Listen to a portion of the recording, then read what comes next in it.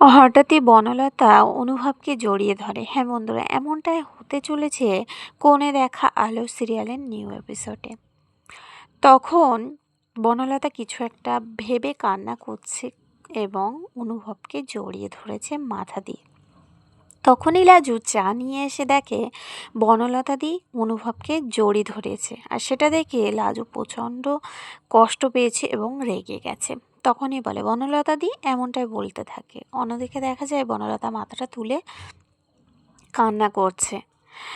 বনলতা অনুভবকে জড়িয়ে ধরায় অনুভব তো প্রচণ্ড রেগে গেছে এবং কিছুই বলছিল না, কারণ বনলতা কাঁদছিল এই জন্য।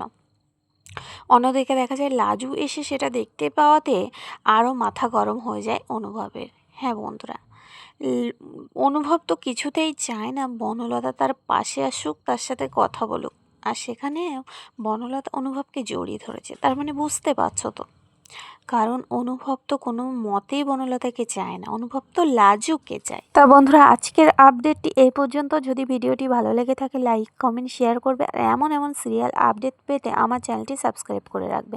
ধন্যবাদ সকলকে।